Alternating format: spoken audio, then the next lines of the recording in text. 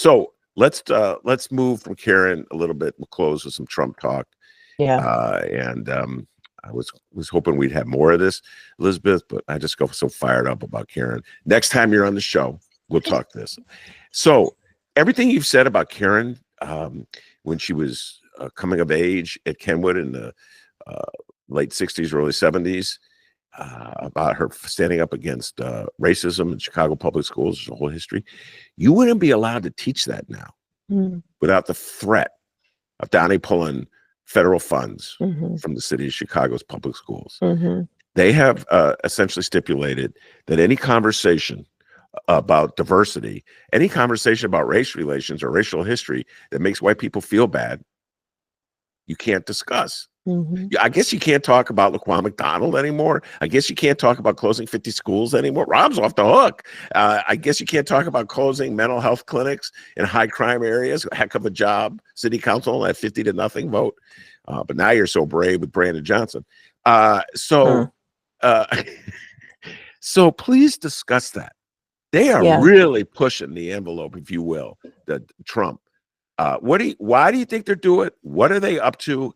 And will there be resistance? Go. Yeah, I mean, look, what we're experiencing is a full-scale attack on public education, and on higher education, and on knowledge, and on teaching. And what we've seen, I think, play out first at the state level. So a few years ago in places like Texas and Florida and Tennessee, it is now just being nationalized. And they are ruthless with it. They don't care. Now, with that being said, and let me just, a couple different areas of that. So what does that actually mean? So when we think about the federal government's role in K through 12 education, it is the smallest sort of pot of dollars. In most school districts, the majority of your monies come from local property taxes, after that state funds, and then federal funds. But that is still significant money, and the things that it supports are crucial to young people's success. So we're talking about IDEA funds for students with disabilities. We're talking about money for English learners. We're talking about Title I dollars. This is civil rights era money that was dedicated to providing additional money for students living in poverty. So the students that will be hurt the most by these rollbacks will be students of color, will be low-income students, and will be students with disabilities. The other thing, though, that the Department of Education, which they're in the process of talking about dismantling, I'm gonna get to that in a second, is that it has been a major source and space of compliance previously to enforce civil rights law. So if you think about even during the civil rights movement, when southern states were going wild, even when places like Chicago were going wild, they would appeal to the federal government to come in and enforce the Civil Rights Act, to enforce the 14th Amendment, to enforce these laws. And essentially now the federal government has turned all of that on its head. So we're not doing Title IX anymore. We're not paying attention to that. We're not going to enforce or pay attention to the rights of students with disabilities. We're going to interpret civil rights law in a colorblind way and say out loud, it's not covered. Say out loud, we will prioritize white and Asian students. They said this in one of these executive orders. So I think we should all be alarmed and everyone should be fighting. And I'll talk about that because I do see some of that happening. But I think also we can't preemptively give these things power. And what I mean by that is that these executive orders are statements of intent. They're not legally binding. They have not actually changed the distribution of funds, which comes from Congress, but they are statements of intent. But if, as school districts, K through 12 and higher education, we preemptively acquiesce to them ahead of time, we're dead in the water. Because who needs to change a law or change an appropriation if the people fall in line ahead of time? And I think that is really one of the things that we need to resist in this moment. And I honestly have been heartened by seeing, particularly at the K through 12 level, folks are fighting. Teachers unions, AFT, NEA, all the unions, public sector unions are on the forefront of these legal attacks, but also rallying people in the streets.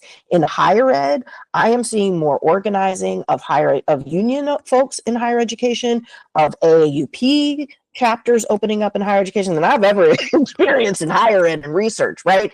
Yeah. And I think because this is a full-scale attack on the public sector. government actually plays a role in our life. Yeah. It's necessary, and it's particularly necessary for those who have the least among us. And so I think we're going to have to continue to fight on all levels, in the courts, in the streets, because the courts alone aren't going to save us, Well, but the people will.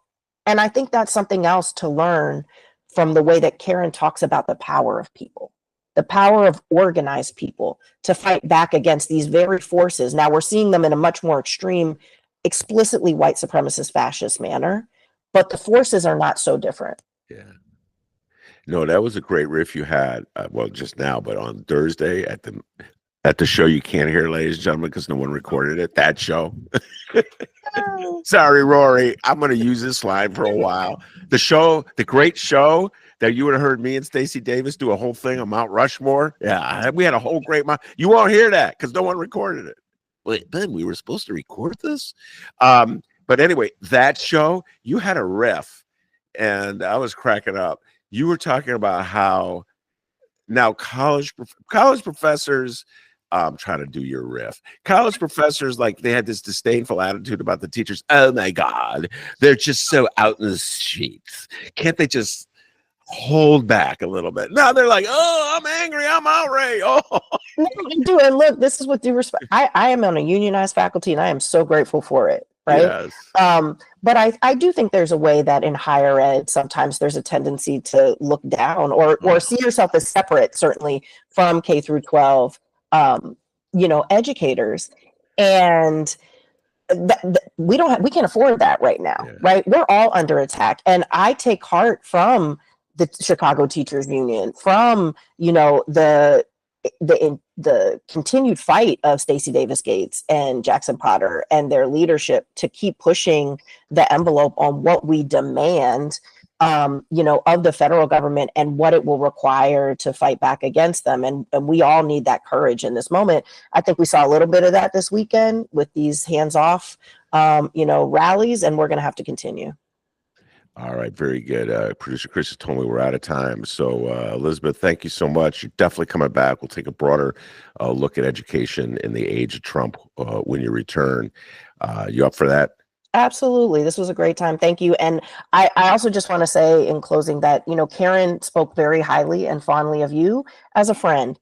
And so I think it feels very special for me to be on the show with you, to talk about her memoir, which does reveal both that personal and public and political. Yeah, she was awesome. I love that woman. All right, very good. Thank you so much, Elizabeth. And thank you, Producer Chris. He does an outstanding job. And I know Elizabeth agrees with when I say, hey, Producer Chris, give yourself a raise. Take it out of petty cash. Peace and love, everybody.